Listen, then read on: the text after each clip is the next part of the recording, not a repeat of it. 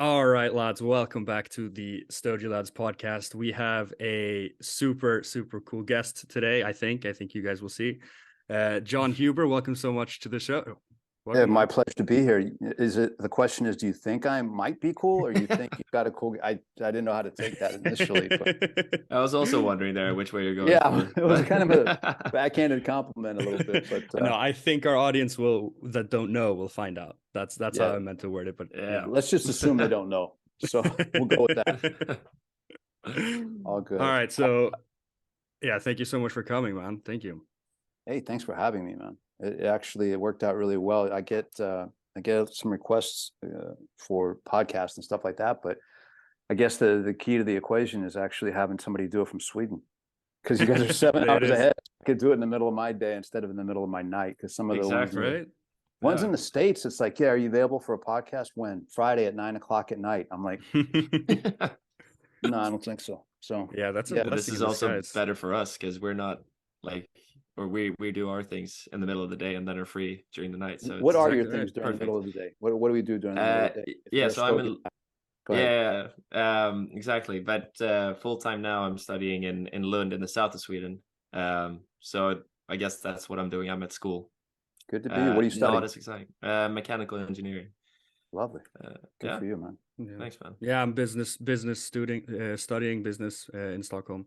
So yeah, full-time So student you as well. guys really are lads. You're like what, like We 16? really are young. Like, are you old enough to smoke? It's legal to do this podcast? I mean, wow. Yeah. Exactly. Yeah. Yeah, the one that really busts our balls on that all the time is Jose Blanco. He loves to make fun of us for being young. Oh yeah. Well, everybody's Yeah. younger than Jose Blanco, so Yeah. That is true. There it is. All right, Does sound like Jeremiah. True. yeah. Right. It sounds like it. So yeah, speaking of old age, getting into do you remember your first cigar? We like to ask about that, to bring back old Is that the memories. introduction? Speaking of old age, do you remember your first cigar? Well, I felt like we were on a little ball busting vibe, so I wanted to keep it going. Okay. Yeah, absolutely. No, I remember my first cigar actually, because Tim and I talked about that on our podcast. We just launched it. Here's a shameless plug, but we started our own podcast, Tim Oskin and I. Yeah, Ozheads, and we talked a bit about it. But yeah, my first cigar was a Macanudo Hyde Park back in 95-ish, probably 95, 96, something like that. Right. My first was also a Macanudo. Yeah. But it was also my last Macanudo, as I said on our podcast. Really? So. Yeah, it really was. It really was. But it was my gateway drug into the world of premium cigars. Now, after but did you like it?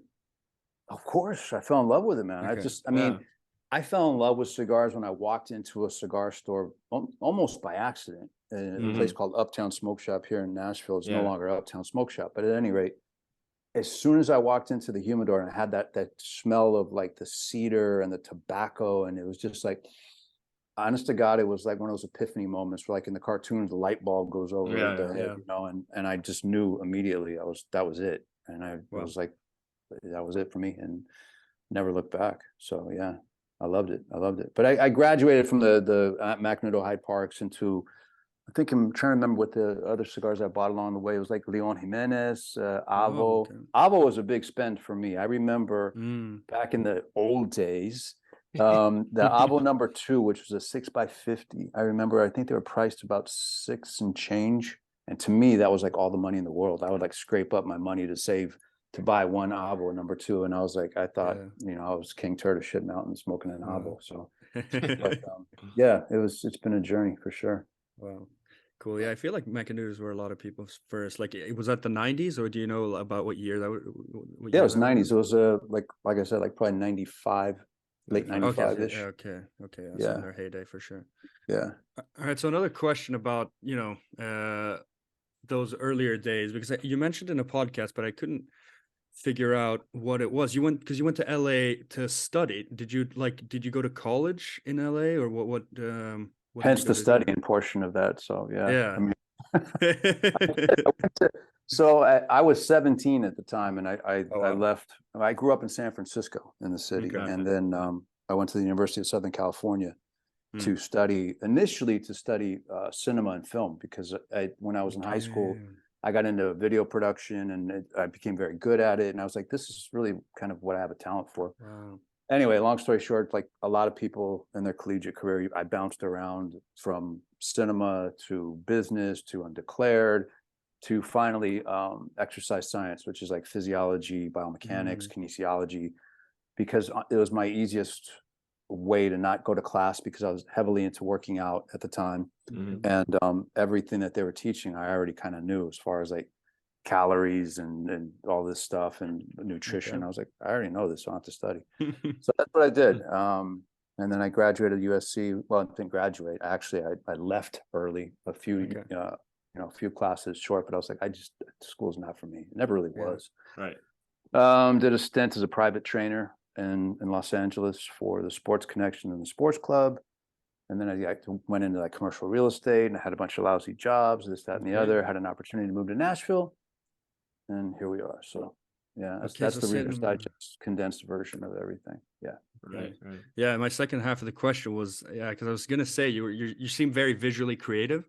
I think that's something that strikes me with your brand so much. I'm not that surprised to hear like cinema, that it was connected to something of the arts. Exactly. I'm very, to me, like, this is like the whole thing for me is the creative process. Like, I love cigars, I love tobacco. I especially love the agricultural aspect of this industry, and the romance and the tradition and the craft of it. But for me personally, it's the creative outlet that really kind of keeps me going and motivated to, whether it's, product brand development, whether it's designing a hat or a t-shirt. I just love the creative process. So I need that to get out. So it's a joy for me, for sure. Yeah. And with that creativity. Yeah, go ahead. I'm sorry. No, you go ahead. Yeah. I was just gonna say that because you were talking about creativity and the arts and all that, and we know that. I mean, just looking through your cigars and reading about the names and everything, you see that music is such like an obvious inspiration in your cigar making, and there's lots of references. And I also read this quote, which I really like, felt for, and it was, the cigar company would be the band, and the various cigar blends would be the albums, each with their own sound or flavor. Correct. So I guess my question would be like, when you're making a new line, is music at the forefront of your inspiration, or is it more of an afterthought? What fits to your cigar that you made? Not always. Music has definitely, dovetailed into a lot of our brands and the inspiration behind them, but not all the time. That quote was basically said because that was how I wanted to structure the company from the outset. Exactly. It was very intentional. Like, I was coming out, because before this, I worked for a company called CAO. Exactly. And so, we took CAO literally from like the owner's basement to global to being sold to a bigger company in a matter of a dozen years. It was a very fast trajectory, but I didn't want to, when the opportunity came to be a brand owner or a co-owner with Crowned Heads, I said, I'll do it under one condition. I don't want to create CAO 2.0. I want to do something completely different. And so there's a lot of things that I loved about CAO, but there's a lot of things that I would have done differently had I had the reins, right? So one of the things was like, CAO, everything was tied to the brand. So it was like CAO Maduro, CAO Cameroon, CAO Extreme, CAO Brasilia, CAO Italia. It just became very, which it worked, obviously. But by the same token, I didn't want to do that. I wanted to have the creative latitude to create different things. And I didn't want it to be Crowned Heads this, Crowned Heads that, Crowned Heads Maduro, Crowned Heads Connecticut, So that's what I was referring to when that quote came out. I wanted to have the creative latitude to our first release was 4 Kicks, and then Headley Grange looks nothing like 4 Kicks. So I had the capacity to develop something completely different. So and to this day I still do that. I don't repeat things. Sweet. Yeah, that's really cool. Yeah, well, before we started recording, we talked a little bit about life on the road. You've chosen to not go so heavily down that path. I know people like Rocky Patel; they're basically always traveling. Sure. And I do respect that move to be more grounded. But you do it in a different way, because one of the things that I respect the most and that interests me the most about the way you do things, because of mine and Ruben's, tiny connection that we have to the whole cigar industry is through like media and being online. But you are one of the most online sort of brand owners that I've seen. Like the amount that you put yourself out there through your Instagram, now through this podcast. I don't think I've seen anyone else that does like these sort of long videos. I think maybe Caldwell does. He does like longer videos like that. But you know, how conscious of a move is that to be so connected to people through the online thing? Is that because you're not maybe traveling so much, or Bingo. Yeah, I mean, it pretty much is. And also, I mean, in this day and age of social media, as a brand owner, you have to take advantage of that, because the whole thing is about, for me, it's about consumer engagement and actually like being able to, you know, talk to people that smoke our cigars, whatever. And so since I don't go on the road and I don't go to store to store and shake hands and say hello, this is my way of being engaged with our end consumers, because I care about what they think and I appreciate their support, and this is how I stay actively involved. It's more than just, you know, a business. It's something that we really love to do, and I enjoy staying connected to the customer base, basically, you know. And Instagram, you know, listen, we've never even taken out a print ad. You know, we've been doing this since we shipped our first cigars in November of 2011. And I've never taken a print ad. I've never paid for advertising. I've never done any of the traditional marketing that most people would probably think would be necessary. It's always just been about a quality product, aligning ourselves with the right manufacturers, and just really treating people the way that you would want to be treated. And part of that is consumer engagement, of course.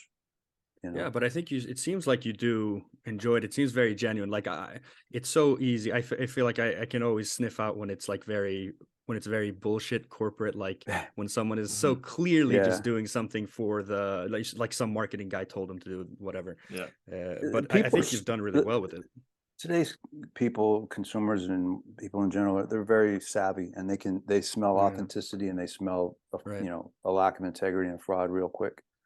And to me, if you're just authentic and you're who you are, then the rest of it takes care of itself. You know, I'm not going to perpetrate myself as some guy in the field, like smelling a leaf of tobacco, and, you know, and that's not who I am. And I'm very transparent about that. I'm very clear that, you know, I've been fortunate, knock on wood, to align myself with some amazing people in this industry, like Ernesto Perez Carrillo, the Garcia family, my father, you know, now recently Naxa with Gustavo Cura, and Raul Disla. I mean, these are like heroes still to me. And so my whole job is not to, can you swear on this?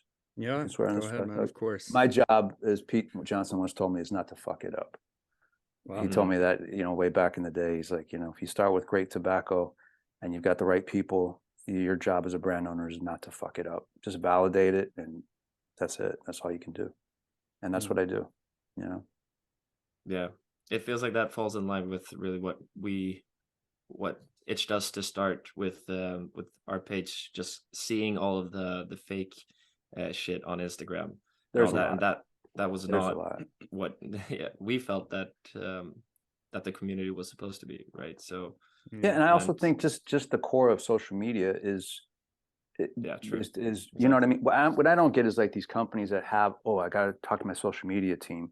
No, if you're the owner, you know your message, you know how to deliver it, you deliver it. Don't pay somebody to talk about on your behalf, because then it gets lost in translation. You should be authentic, and you should be the person. And that's kind of how, by default, I kind of became the front of the house, more or less. Like when you go into a restaurant, you're greeted by somebody. I'm the guy for Crown Heads, but I'm just one person in a machine, and I'm just, you know, I'm happen to be the one at the front of the machine, I guess, so to speak. Right. But and is, you know, when you formed Crown Heads, there were some other guys from CEO with you. Is that still the same constellation of people at the core? Well, it's still Mike Condor and I. And then as of the end of last year, or middle of last year, excuse me, end of 21, Tim, formerly was CAO, came back into the fold. He was an initial investor in the early years, but he stayed out of the creative wheel. And then now he's come back to launch Osgener Family Cigars, and which is part of Crowned Heads. It's not, we're not distributing his product for him. He is part of the team. A lot of our sales guys I've known for, like Miguel Shodell, our national sales manager. I guess I've known him for 20 years. We've been working together off and on. Wow. Same with Adam Shepard, Brian McGee. Wes has been with us for 7 or 8 years. I mean, we don't have a lot of turnover, and a lot of the guys are from the old school. So it's just interesting how everything kind of comes at full circle. But I mean, just a great band of brothers, really. I mean, it's like a family for me. Oh, yeah. Yeah, so you mentioned Tim. I guess let's talk about the podcast that you also mentioned a little bit, because that was about a week ago. You posted the first episode, something like that. Yeah, I think it was last Friday. Was it? Was it last Friday? I can't. I'm losing track of time. 6 days. Hasn't been out very long. Yeah, it's not even a week. We had the whole intent was to do one every other week, so 2 times a month. Okay. Yeah, it's great production quality. It's certainly better than the production we're running. Yeah, we have a it's gentleman. Nice with video.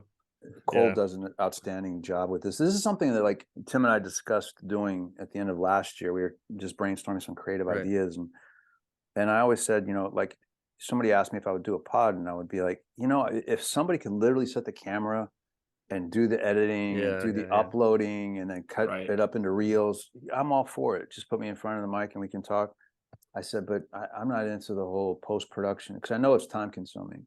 Of course. And Tim's like, well, I've got these brothers that are great at social media, and we can do a podcast with them. And so Cole's been a wonderful addition to the team, and his brother Jack. And so they basically manage all of that for us. So we'll see how it goes. Knock on wood, we'll see if it grows. It's fun to do. Tim and I just shoot it twice a month. Yeah. And then the brothers handle the rest of it. So we'll see. I think it's a great way for because I was going to mention that too, with your also like online presence. I don't think I've seen a brand either that has that sort of, cult following that you guys do. I mean, I know a lot of people say, I say I'm like a Fuente fan, but I like their cigars, but like a lot of people really love the whole Crowned Heads ethos, like the whole brand itself. Yeah. So that's a cool thing that you guys are doing it. Yeah, I like that. No, go ahead. I like that because, I mean, not to interrupt, but my vision for the company when we decided to do it back in late 10, early 11, was I didn't want to just create like this cigar brand. I didn't want it to be like Huber and Condor cigars or Condor Huber cigars. I wanted to my vision was to create an aspirational brand. And people are like, what does that mean? I'm like, well, take for instance, Harley Davidson, right?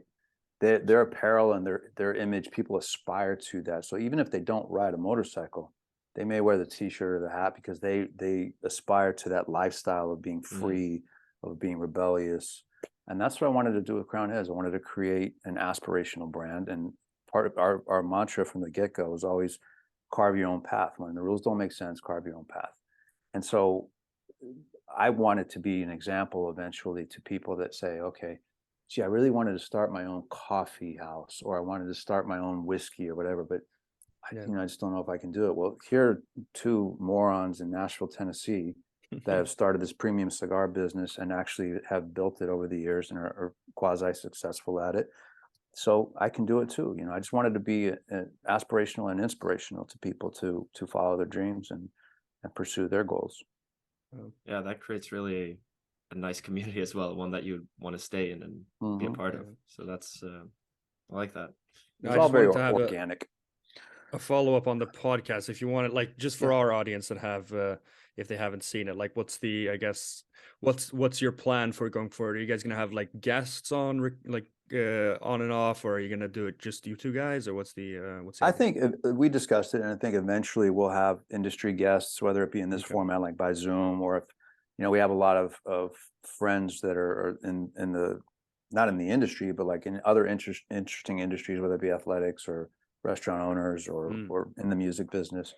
And so we'll mix it up a little bit. But right now, Tim and I are just kind of finding our rhythm with the podcast and our banter, so to speak. So once we get our feet under us, I think it'd be interesting to have some other people on there, because otherwise, after 5 or 6 episodes of watching Tim and John talk all day, it's like you want something else. You want another ingredient to come in. So it'll be fun. It'll grow organically like everything else. Nice. So looking forward to following that. Thank you. Just returning a bit to you spent a lot of years at CEO, and you started out as a shipping manager or something like that of sorts, right? Correct. I guess I was wondering because you really advanced up through the ranks quite quickly there, and I guess it was a small company in itself, Correct. right? Absolutely. But what did you feel like you learned in the beginning there, and do you bring any of that with you when you started up Crown Heads? Yeah, I knew nothing about shipping, but I just saw. I just said, listen, I'll be the best shipping manager ever. And I was terrible. I'm a terrible logistics person and all that stuff. And but it was my way to get my foot in the door. And then quickly, just because I was so interested in promoting the brand, I found avenues to do so. So I got myself on a radio show. I got myself, I got traded out cigars for ad sponsors locally on rock radio stations. Wow. And I compiled all of this that I'd been doing on my spare time, and I presented it to Jono. And he's like, "Oh, who is this guy?" I was like, "It's me." He's like, "Wow, okay, you're the director of promotions and public relations from now on." And that was like after 5 months of stumbling through shipping. And then it just kind of went from there, And what I learned, to answer your question, is Jono was an amazing, amazing man. He passed like in 2018, but what I learned isn't necessarily just business.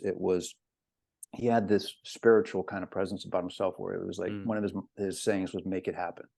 Like he said, if you can envision it and you can believe it, you can do it. Just make it happen.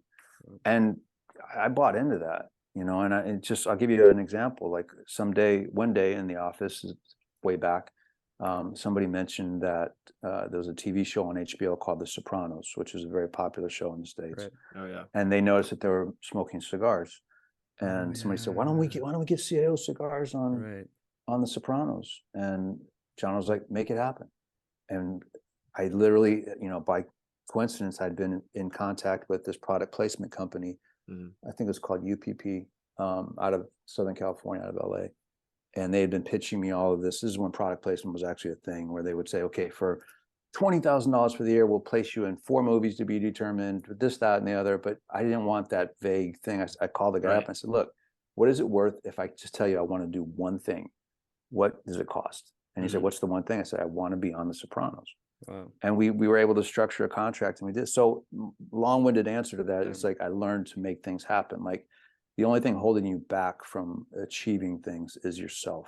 If you ask 100 people to do something, 95 of them going, "I can't do that. I can't do that."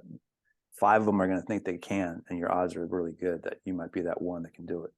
Nice. So I learned that quickly from Jono. He was taught me a lot about life. He would always say, like, "Hey, if you don't enjoy and love what you're doing, there's the door. Leave. If you love what you're doing, you can stay here. But if you don't love it, then you're working. And I don't want you to work. I want you to love what you do." And I've never felt like I never felt like I had a job I had to go to ever since I got with CAO. And it was April 15th, 1996. That was my first day in the premium cigar industry. I remember it clear as day. And I've never had to wake up and go, "God, I got to go to work." It's never been that for me. And I know, because I had jobs where it was like that, and I've never felt that way again since. That's the dream. Congrats to that. Yeah, that is the dream. I mean, wow. That is the dream. More than money, more than anything else. If you can wake up each morning and look forward to do what you do, then that's a blessing for sure. Yeah, and it's also a rare thing, right? It is, because I've been on the other side of the fence and had some horrible jobs to feed myself, and so I appreciate every day and every opportunity I get to do what I actually enjoy doing.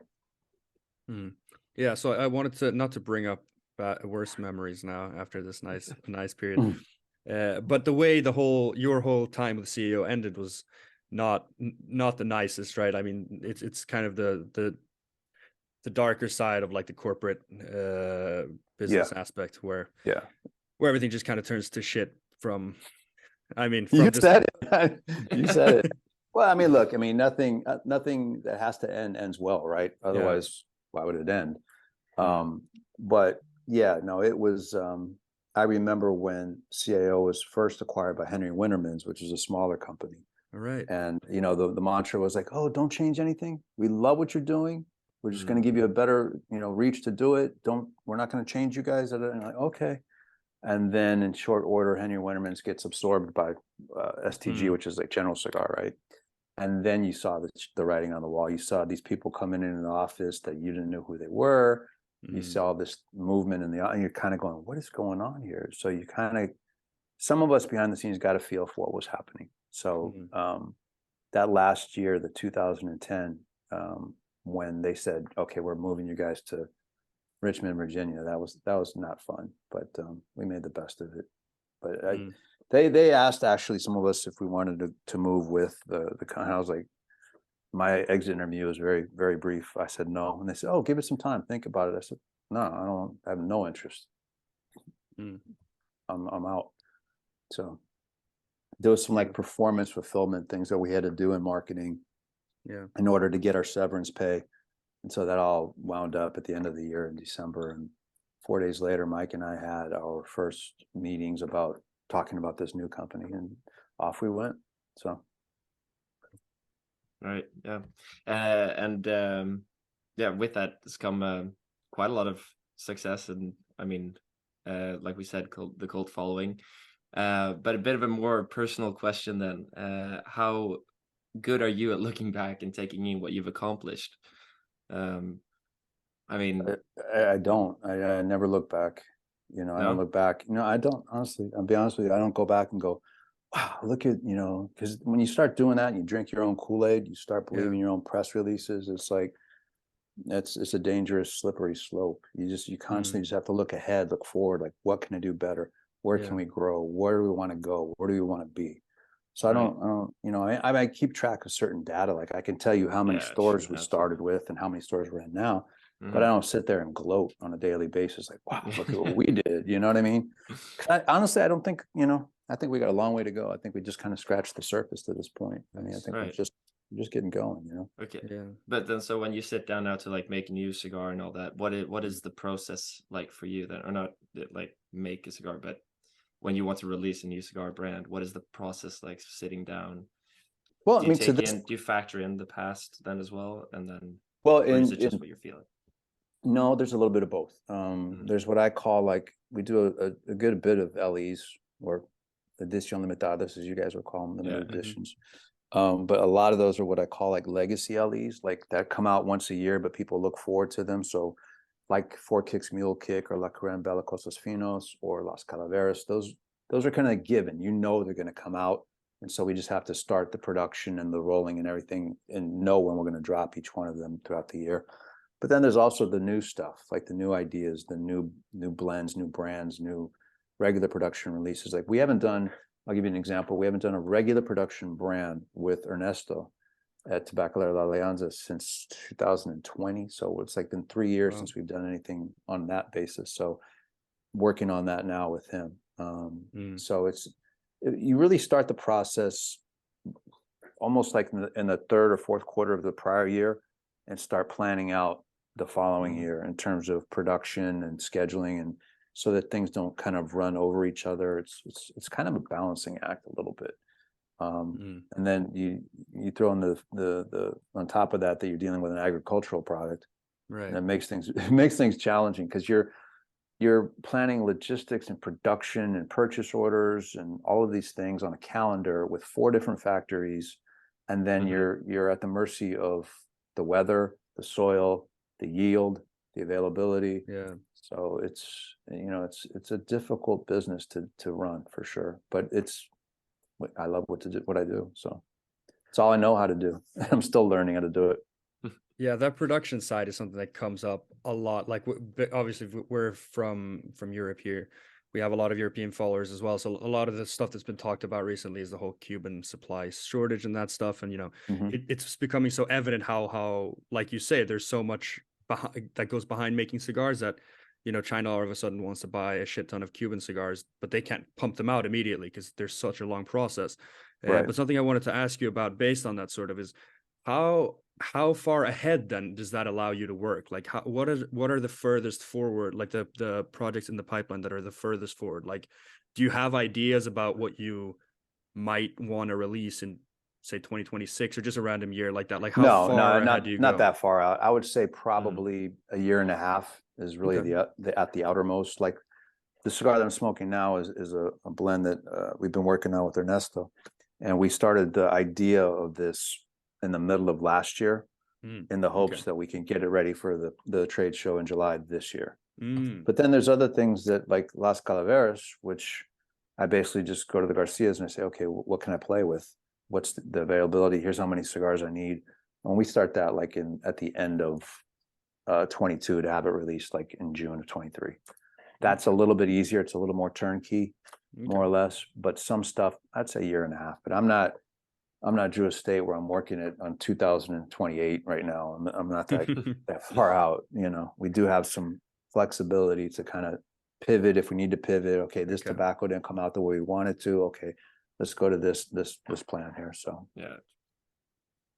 Okay. Yeah, Ruben, go ahead if you got anything. Otherwise, I can power through. Go ahead.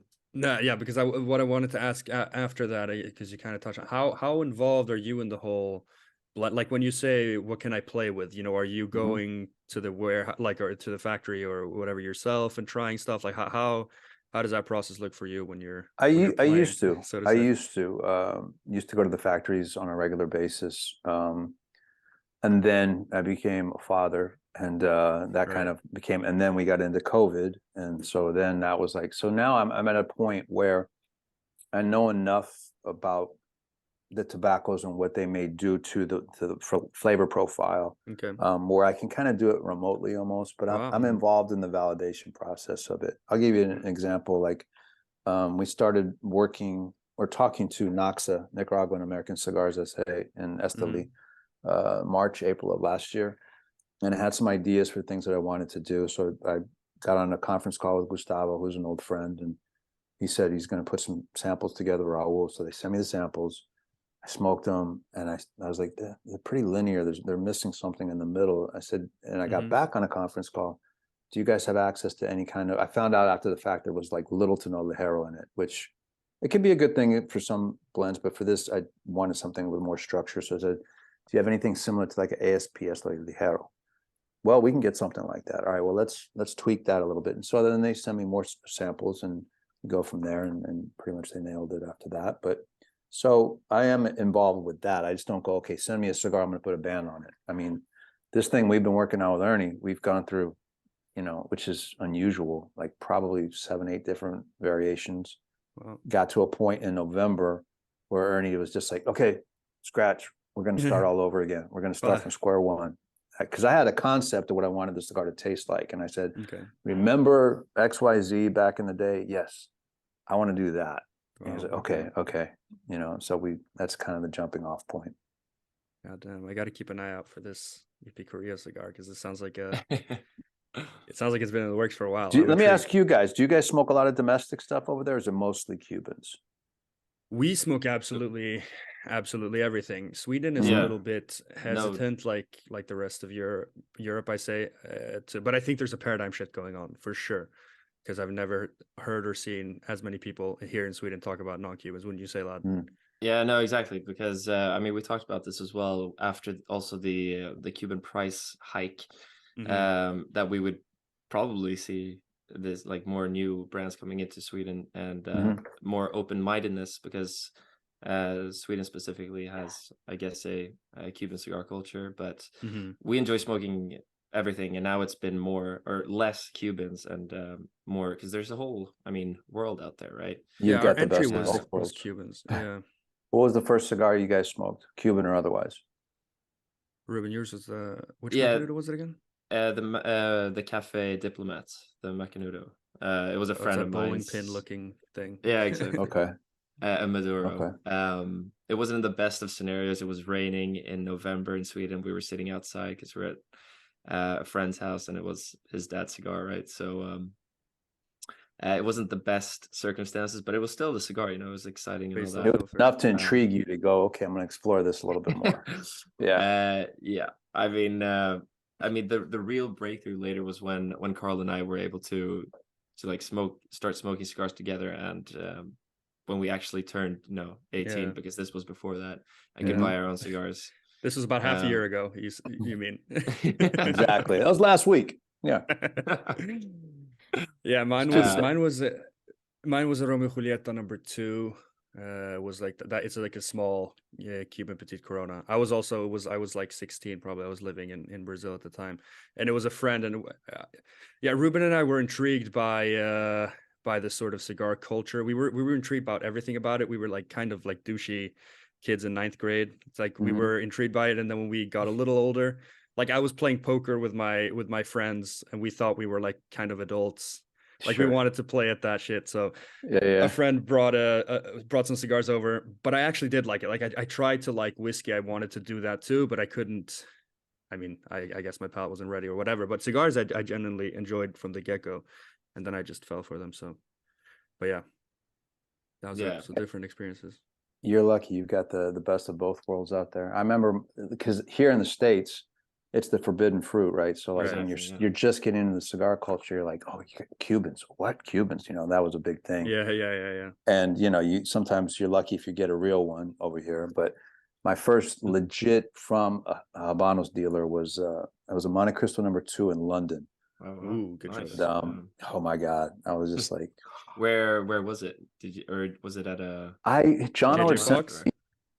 It was either JJ Fox or Selfridges where I purchased it. I can't remember specifically, but I was over in London to purchase some old Victorian era boxes from an antique dealer that we would retrofit into humidors back in Nashville when I was just starting with CAO. So I got to go over to London. I'm like, well, I'm there. I'm like, I'm going to smoke as many Cuban cigars as I can get. You know? Definitely. Yeah. I had a Partagas, I think it was an 898, maybe a Partagas 898, Monte 2. And then I fell in love with Partagas Serie D number 4s. Yeah. That was like a big one for me. And then I started getting into like the Epi number 2s and, you know, the Hoya de Monterey thing. Yeah. So, I mean, to me, to this day, when they're on, there's such a unique flavor component of Cuban cigars that, you know, when they're right and when they're authentic and not counterfeits. Yeah. There's like this florality that I just yearn 100%. For, that I just like, God, this is fucking 100%. Good. You know, because initially when I was coming up, I was like, oh, I thought Cuban cigars were strong and aggressive, and it's just the opposite. You know, they're just nuanced, and just when they're right, they're like floral, and they're just it's yeah. Well, let's stay on this Cuban topic a little bit, because it's something I'm curious with. I know we talked a lot about Cuba with Pete Johnson, of course. You're very good friends with him, so you know how he has this like love-hate relationship. Well, he loves the country and everything, I guess, kind of dislike the government, of course. I think pretty much everyone does, but he has a lot of like Cuban I don't know if they're homages. Like when we talked to him, he called it a sort of slight FU to like absolutely. But like some of the designs as well. I looked through like you have a lot of really unique designs on yours. The only one that caught my eye kind of design wise was the Jericho Hill. It looks a little bit like I don't know if this is intentional. This is why I'm so curious. Yes, the green, the old green. Okay, so that was intentional then. 100%. Wow. Okay, so how did that come?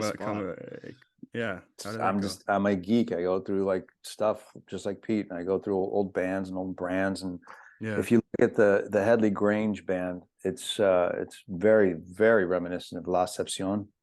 There's yes. Oh my God! Now that you say that, right? So there's definitely that component to it. Yeah, those two that come to mind: the Ramon Alonis and the and La Excepción. Oh my God, it's so similar. How the hell did I not? That's even like more very similar. I think Half Wheel called it out back in 2012. Like, this looks a lot like. Yeah. So you look at like the really old disc, because both of those are. I love like looking at like the artwork from like the pre-embargo stuff, even, you know. Outside of this door is the actual Vista from La Imperiosa, which used to be a Cuban brand back in the day. So we discovered that we registered the brand in 15 or 14, and this company called Vrydog out of Holland was making the bands. Yeah. And so as a gift, they gave me this framed, beautiful, Vista from the original La Imperiosa back in, I think it dates back to 1912 or 20 or something ridiculous. but I stare at the thing because I'm like, there was no machinery back then. This is all like, hand done. And I'm like, it's art, to me. So it's like that's part of one of the things that draws me to the business is just the history, the antiquity, the craft. It's a beautifully romantic product grown by hand. There's no machinery involved, and Totally agree. that's what sucked me in, really. It really did. So, but yeah, I mean, I've heard Pete use that quote where, like, Cuba is the wheel. He's not trying to reinvent it. He's just trying to, like, put his spin on it. And so there, honestly, I've said this before, but there isn't a cigar that Pete has put out that I'm not, like, fanboy over. I literally, I like to tell the story. It's 2003, and the big trade show that we have annually here in the States, it was in Nashville. And at that point, I had known Pete for 7 years. And so we had this thing where every trade show we'd get together and, like, oh, what's good out there? What are you smoking? What's the, and he had this little cabinet of unbanded cigars. And he's like, here, try this. This is my cigar. Ooh. And I just took one, and he says, it's called Tatuaje. So I lit it, and I was just like, fuck. I'm like, dude, what is this? You know what I mean? I'm like, I said, if you could do this on a regular basis consistently, you're going to change the game, literally. And I mean, if you think about his success in the business, it's like he started off with, a cigar that was almost impossible to pronounce, understated packaging, high price point, but it was so good that you could put it in a brown paper bag, and people would buy it. You almost did the brown bands. Close. Yeah, it was so well done. I'm still a big Tatuaje fan to this day. I was in Saints and Sinners, I think, every year until I just forgot to renew one year. But no, he's a good friend, and I definitely somebody I respect and admire. Yeah, I'm glad you reached out to him. He talked a lot about you after we were done recording. I was waiting to contact you, but I'm a little shy, so I was waiting for, like, the right moment. But I'm glad you wrote. No, I saw that. That's why I contacted you guys. I was like, oh, this is so cool. But I wanted to ask, how did you? Because when I've studied both you guys, it's almost insane how much, at least on the surface level, it seemed. But you guys are friends, but, like, how much you guys have in common, it's nuts.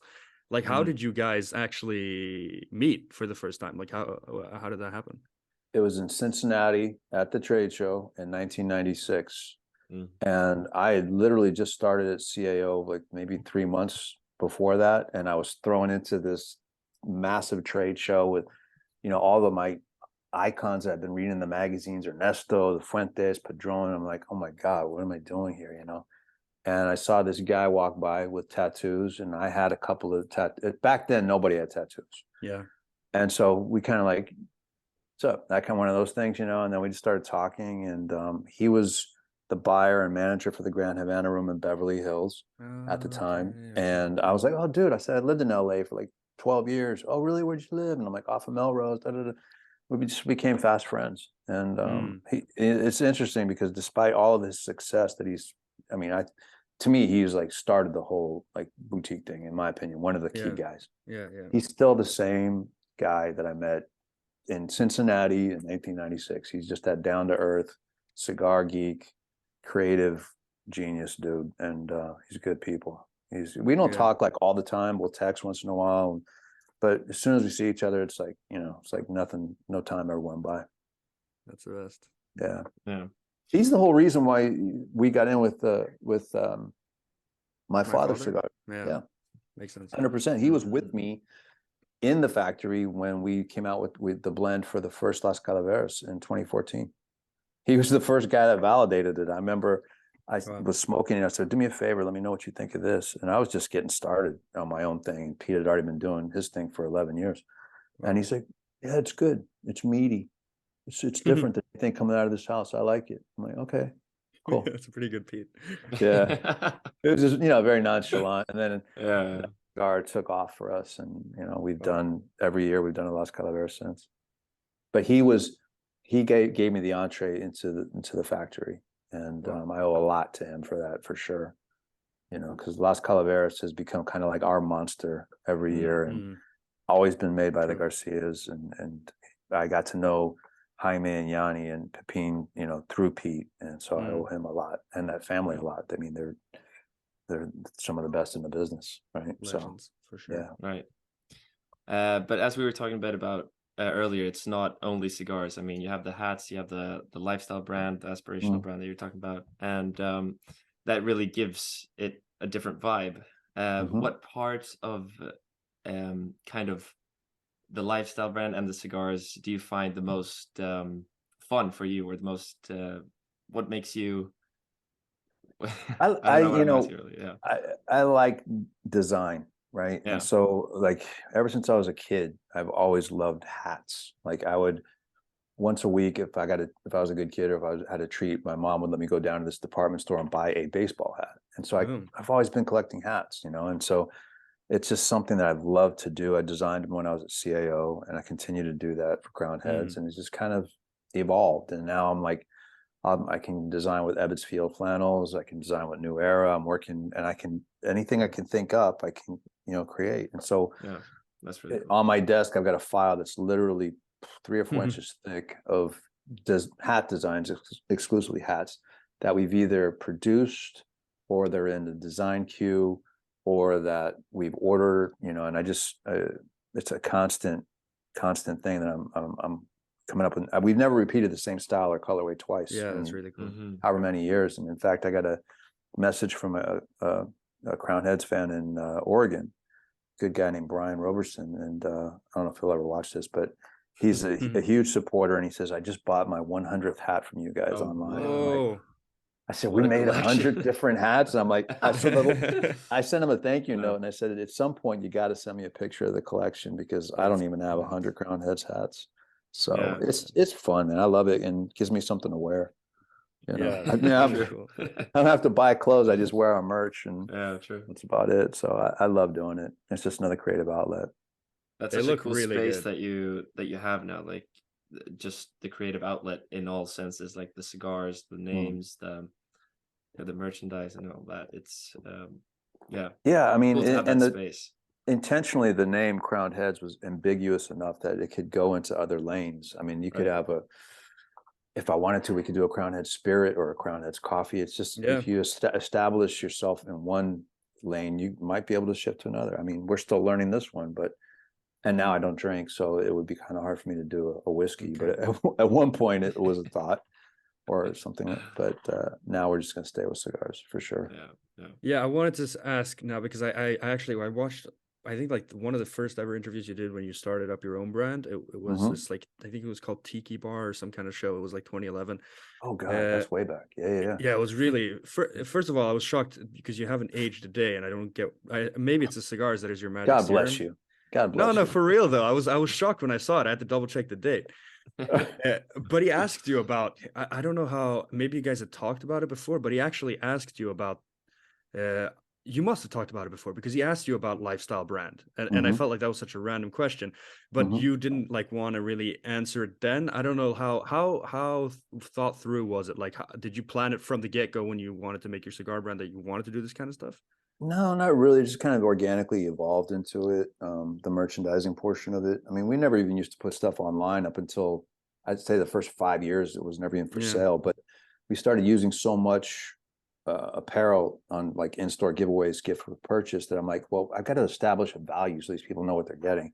So let's just put the stuff online, and we'll put a price tag on it so that they know if they buy X and they're going to get this is what the gift with purchase value is. And that's really how it started. And then it just kind of picked up, and it just got to be more and more fun. And then I was lucky enough to meet our headwear manufacturer by accident. And Derek came in one day, and I said, just want to talk to you about some stuff. And he said, yeah, he goes, I've got this company that I work for, and you can design everything. I'm like, what? He said, yeah. He goes, you can do the eyelet, you can do the visor, under visor, crown, trucker, and I'm like, you're talking my language. We're going to be friends. And we've done hundreds of thousands of dollars of business with those guys since then. Wow. And so it's been great. It's been a lot of fun. Something I do in tandem with also working on product development for cigars. I'll always have like something in the queue for headwear and promotional merchandise and stuff like that. So it just kind of just took off. But it funny, to that Tiki Bar interview, I was probably also said, I'm not going to do any limited editions, and I just want to focus on developing brands. And that was my intent at the beginning. And it's just kind of by accident, we fell into this business model where people were always like, what's the next thing? What's the new thing? And here we are, like on a typical year, going into the year, I'll know that we have probably between 11 and 13 different new things coming out that year, which is a lot. It's a lot. And it's constantly, you know, you're juggling. And now with the advent of OFC with Tim's brand, it's like now we have another one to consider where, okay, I can't cannibalize his thing. Let him have the spotlight here, and then we'll come around here. And then, so it's a juggling act for sure. Yeah. Actually, Lad, before you ask your question, can I, because there's something that's super connected to that now. Yeah, of course. Because what you talked about with cannibalizing brands, it's something that I've thought of many times. Sometimes when I'm looking through some of these like super big companies, I won't name names, but there are some companies that have been going on for so long. It seems like sometimes they just have identical blends. You know, when you read through the guts of the cigars, it just seems like it's all the same, and they've been going for so long. How hard is that then to like, because if you're thinking of a new blend, you got to keep in mind what you already have, right? To not try to tread on. Yeah. True. If it's too similar to something, I won't do it. But there are instances where I want something similar. I almost want to riff on something that we've done. You know, Jericho Hill and Juarez are a good example of that. So we've been doing Jericho Hill with the Garcias since 2014, and then we started working with this other factory in Esteli. At the time, it was called Tabacalera Pichardo. Now it's something different. But we started. I said, listen, I want to do a value version of Jericho. Give me your best shot. Here's the blend. And Juarez took off for us here in the States. It's a value-driven brand. It's kind of like what maybe if Nick talked to you guys about Charter Oak, it's kind of like our Charter Oak. So sometimes I'll do it on purpose, but for the most part, I don't try to repurpose blends at all, you know. And recently, like over the last few years, we really kind of had a hyper focus our production where we didn't necessarily discontinue a brand, but we just stopped producing it. You know, we stopped producing Headley Grange, JD Howard Reserve, Las Mareas. And ironically, now I'm getting all these DMs like, bring back Las Mareas, bring back Las Mareas. Where were you when it came out and it didn't sell? But so now we'll take a brand, and then we'll even go deeper than that. We'll say, okay, instead of 5 Atolas, we'll just do 3. You know, we'll just push those 3 of whatever. So we've streamlined a little bit, but not officially discontinued anything per se. Jeez, you were literally reading my mind, because the next question I was just going to ask, use the word discontinue and streamline, because I was, you know, I saw last year, I was kind of surprised. I guess the current environment leads for the brands to have to do this, but Drew Estate discontinued a lot of like pretty popular blends and lines, and I was pretty surprised about that. But so I guess you feel okay with streamlining then, because I was gonna ask, like, how do you feel, because you've created these? I don't know how much you feel like these brands are your babies, but like, how you feel okay with 100%. Doing it then? Yeah, I feel 100%, but you know, you also have to run a business. And if like Ernesto is telling you, look, I only have this much production that I can give you, choose wisely. You know, I'm gonna pick the hitters instead of the guys, you know, that are just doing so. So it's a necessity, but you know, I still miss Headley Grange, and there's still people out there that love Headley Grange, and it was a great cigar. And part of me thinks, okay, if I released it now, it would probably be more successful because we have more of a following, we have much more distribution, it would probably get traction again, but just got to keep moving forward. That is what it is. So, yeah, you must have a bunch of different cigars to smoke in your arsenal and portfolio. Yeah, you know, though, but to be honest with you, like everything that I smoke, 90% of it is unbanded at this point. Okay. You know, because I'm always constantly in development of different things and trying different projects. And so, yeah, I don't get a lot of, I mean, obviously I go back to the cabinet and I'll pull out a Mil Diaz, or I'll pull out a 4 Kicks Capa Especial, whatever, just to smoke it for fun. But my first cigars of the day are always like, okay, I got to see how this tastes on a fresh palate. I got to see where this is going. And does it taste different than it did 2 weeks ago? Yeah, it's rounding out a little more, whatever. So it's but it's more work. But how often would you say that you smoke cigars from, you know, other brands or that are Often. not Pete Johnson?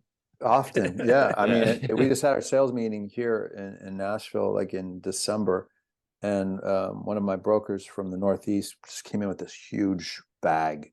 So these are for you, bro. And I'm like, oh, it was like Illusion, Cavalier, you know, Ooh. Tatuaje. It was all this stuff. It was called, Yeah, and I was just like a kid in a candy store. I'm like, oh, I get to yeah, smoke all of it. You know what I mean? So yeah, I that's still awesome. geek out on everybody's stuff. I really do. I'm a big Yeah. fan of, obviously with Pete's, but also with Dion's, with Illusion. Epernay is so good. Oh, Mhm. that's his crowning jewel, I think, in my opinion. Yeah. But he had a cigar called Fuma d'Amour that was, it came and went. I don't know if it's still in production, but that cigar was fantastic too. I have one of those still here. Yeah. Fuma d'Amour, Nice. oh, good Yeah, stuff. Yeah. definitely. From the more, He's yeah. another one. He's like Pete. He's like, there's not anything he's put out where I don't go, wow, this is fucking great, you know. Yeah. But Dion's like a scientist when it comes to tobacco. Like he'll forget more than I'll ever learn about actual tobacco. He's amazing, amazing guy. And I smoke Nicholas's stuff too. I'm a big fan of Nick. Mhm. Yeah. I'm happy for all of his success. So this is just, yeah. Do you ever feel like that you're inspired when smoking some other cigar that you're like, oh, I kind of want to recreate this, but not like It hasn't happened yet, to be honest with you. Yeah. You know, my inspiration comes more from like my memory of stuff. Like you know, like on this particular blend, I remember telling Ernie in the middle of last year, I said, you remember when you used to do El Rico Habano back in the day? Yeah, bro. Yeah. I was like, that was my favorite cigar, more than La Gloria Cubana. El Rico Habano, I liked that better. And he says, yeah, and his face lit up. I said, let's try to create a version of that. You know, so I kind of think about things from my memory, from my past, and things that I've smoked before, and or like I'll think, wow, I wish I could make a cigar like a Bahia Gold Robusto in 1998. You know, and it just stands out in my mind. I can't tell you what I had for dinner 3 nights ago, but I can tell you where I was, what year it was, what Vitola it was, and it was a Bahia Gold. Yeah. You know, so those things, those are like standouts. But I don't. There's nothing. Things. Yeah, but you know, there's nothing that I go, oh, I want to make a Illusion Epernay. No, I don't want to do that.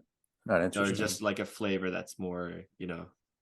Yeah, there are components of like I go back to that florality that I referenced in Cuban cigars, and I remember I don't know if you guys know Warped.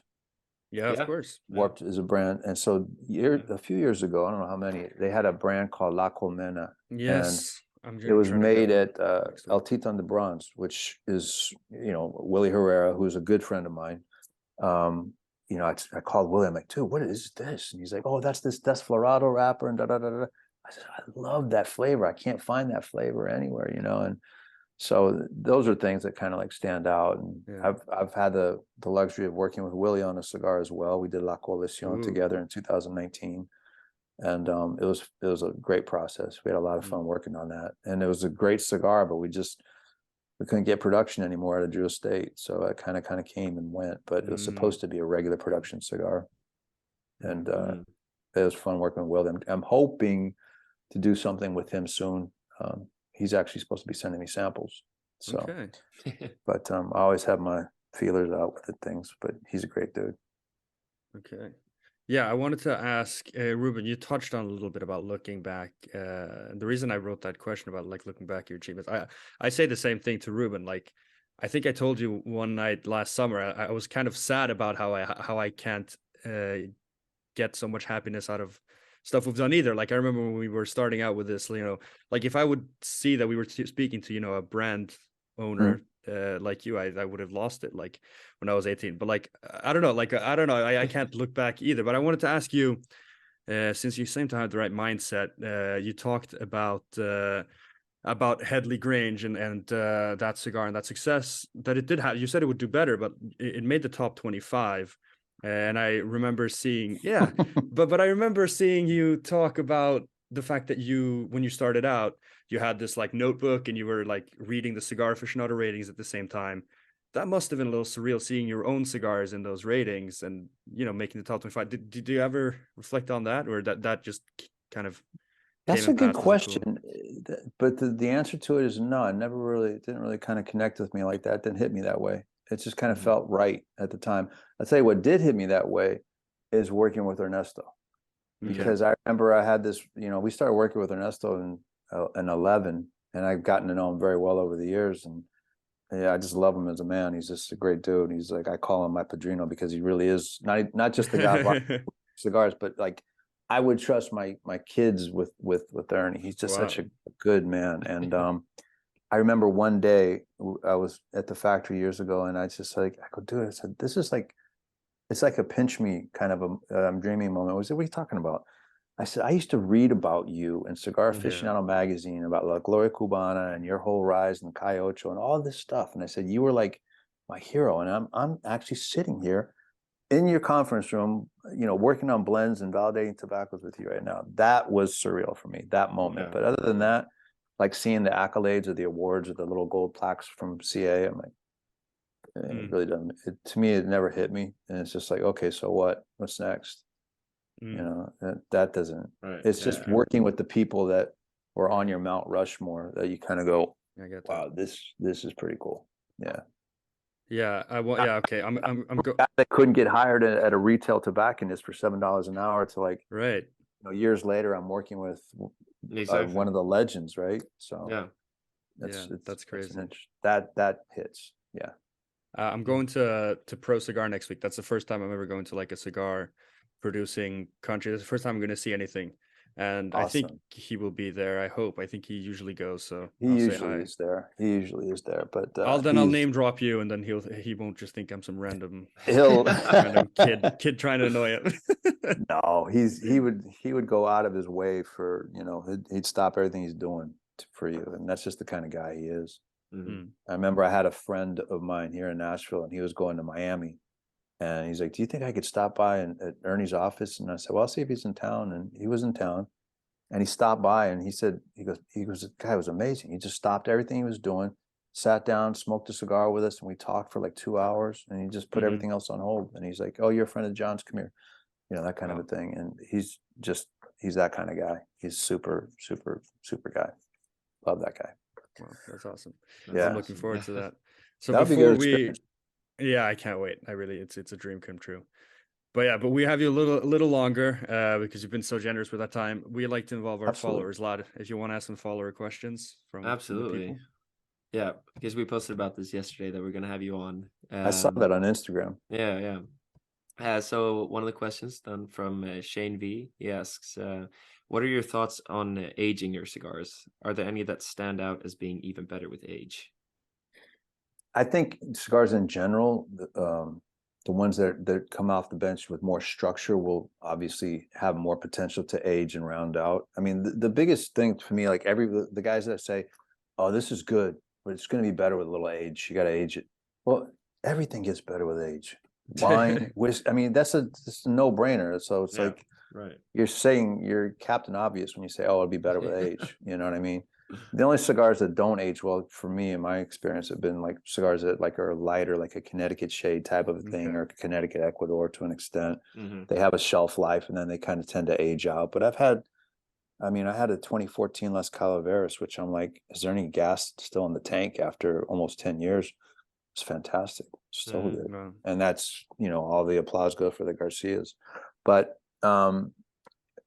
just heavier cigars like broadleaf to me tends to round out, become a little bit smoother, richer, rounder. But cigars in general, yes, they will be better with some age. What about aging your cigars before releasing them? Is that the factory takes care of that? I mean, we don't when we get the cigars up here, my intent and my hope is that they're ready to go. It's not like, in the 90s where you had to get cigars and they were green and you had to sit on them in the warehouse. And it's like they come aged and ready to smoke, and they should be. When the consumer buys a cigar in a cigar shop, it should be ready. It shouldn't be like, take this home and dry box it or something. It's like, if that's the case, then we're not doing our job. Okay, so another one here, and this one I found interesting because I've heard you say pretty much the exact same thing that Pete Johnson said to us, that you like to put out cigars that you enjoy smoking yourself. So 100%. Andy _Moan, he asked if you want to put out more Connecticut cigars, the example he used was like something like the Sobremesa Brulee, something mellow but flavorful. Like, do you enjoy Connecticut cigars yourself a lot? Do you feel like you want to put more of those out there? Or No, I've never really been a big Connecticut guy. We did a brand called Luminosa a few years ago right, that kind of filled that niche, and it never really spoke to our audience. I think the Crown Head smokers, at least domestically, tend to gravitate more towards the darker, the heavier, the, you know, like, oh, I want something that's a little bit stronger kind of a thing. Like Luminosa never really performed well for us. We still produce it, but in small quantities. I've never been a big Connecticut guy. I will admit that like my palate has gone from, you know, that Macanudo Hyde Park all the way to like, you know, then it's like wine. You start with like, you know, like a white wine, like a what is white wine? Freaking Sauvignon Blanc. Then you go to like a Pinot and then a Rosé, and then you go into, before you know it, you're drinking like bold cabs and Zins and Petit Syrahs. And that's my palate kind of went that way. And now I'm kind of going back to like stuff like Mil Días, which is not as aggressive. It's just more nuanced. And I'm enjoying cigars like with that flavor profile. Because I go back to a guy that maybe Pete even referenced. His name was George Brightman. He's still around. Yeah, of course. And he's, I mean, one of my mentors. And he told me, he's like, you know, cigars shouldn't be something that challenges you to smoke them. It should be something you enjoy. It shouldn't hit you over the head, you know. And there's a component of the domestic market where they look for that. They want something that's like this nicotine bomb that makes them sweat. Where's the pleasure in that? Yeah, you know? right. It's the difference between sipping a drink or you just want to do a shot and get fucked up. You know, go ahead. But that's not what we want to do. So I've kind of gone full circle with that. And I'm like, I'm working more on nuanced stuff. I mean, a smaller example of that would be the cigar we did called Mother Church, which is a really fantastic cigar. And that blend was more nuanced and it wasn't like really super heavy. So that's what I kind of like to smoke. But, you know, I'm not the typical Crown Head smoker probably either. Yeah. Yeah, George is an absolute legend. I was on a show with him oh, really? Ago. So you know, you've met him? Yeah, I've talked to him many times through like Light Him Up. It's an online show, if you know. Yes. Yeah, I've been on a panel with him a couple times, and he's the best. Like I just sit like a sponge and tries to soak up everything he says. I'm the same way. I still send him samples, blind samples to evaluate. Oh yeah. When George speaks, I listen 100%. There's so many stories, but back in the heyday of Cigar Aficionado magazine, which I would say was probably like the late 90s, early 2000s. Yeah. That guy, you would go anywhere in New York or any city, and like every maitre d' would know who he was. Mr. Brightman, come this way, you know. Come to your table. You go, if you had dinner with Brightman, it was an experience, you know. He'd bring him a bottle of like, he want this Chateau Lafite, and they bring him the bottle. Then he touch the bottle and go, no, let's cool it down 2 more degrees, bring it back. That kind of he was like one of these guys. He just had this presence. His presence and a plethora of knowledge about cigars. Like he knew, you know what I mean? He never even had a smartphone, but he knew how to get a hold of Carlito Fuente. He knew how to get a hold of Lito Gomez, George Padron. The list went on. He was the connector. And that was my mentor for many years. Definitely. I learned so much from George about the business. Great guy. Super impressive with people. You know? His knowledge is insane, and his palate is ridiculous. I've seen him. You could put 5 cigars blind, and he'll nail at least 3, if not 4, out of them. And tell you, oh, that's a Juan Lopez special selection. He's like a sommelier of cigars. It's insane. It's incredible. Yeah. Right. We got another question here. Then, is there any type of tobacco you would like to work with in the future?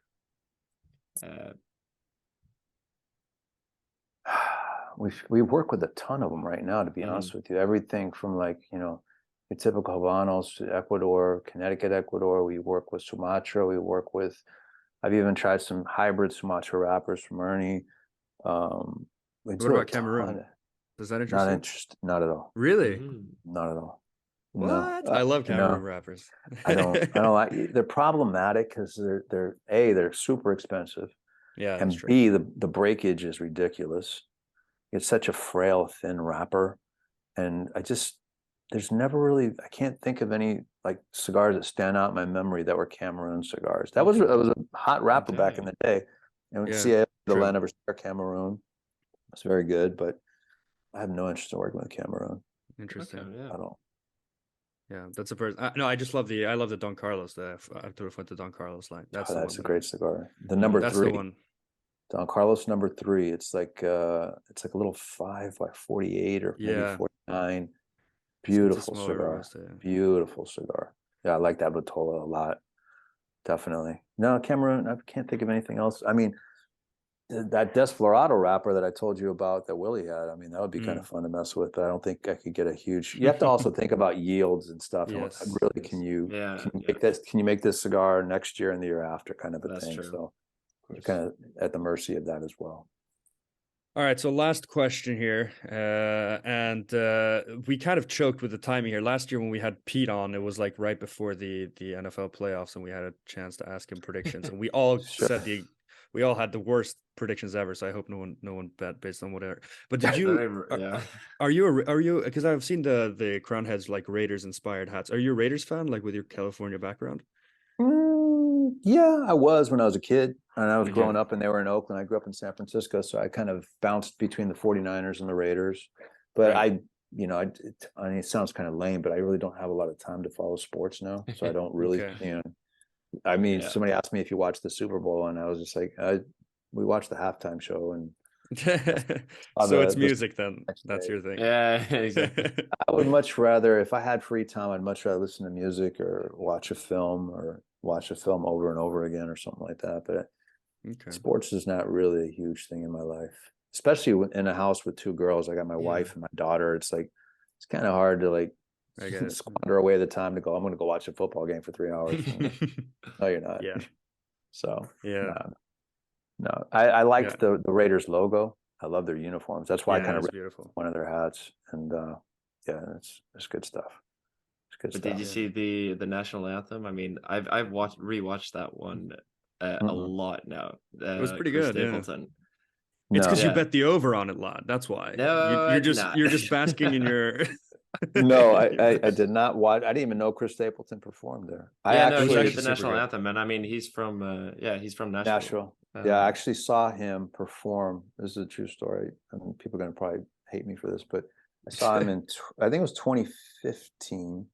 I took my wife and my brother-in-law to the Ryman, which is like the best venue to see anybody. We had great seats to see Chris Stapleton. He was just kind of really blowing up, and everybody's like, "Oh, it's Chris Stapleton." And I just remember nodding off in the seat like this, and my wife was like jamming me, like, "What are you doing?" And I was like falling asleep. I just didn't do it for me. I don't know. Maybe I was tired, but that wasn't a big deal to me. So yeah. Yeah, interesting. All right. Well, thank you so much, John. We cannot thank you enough for giving us so much time on this. Yeah. It was a great show. It was fun to chat. I was looking forward to this. Definitely. It's awesome to hear. All right, boys. Yeah. Check out John's podcast with Tim. The first episode is Ozheads.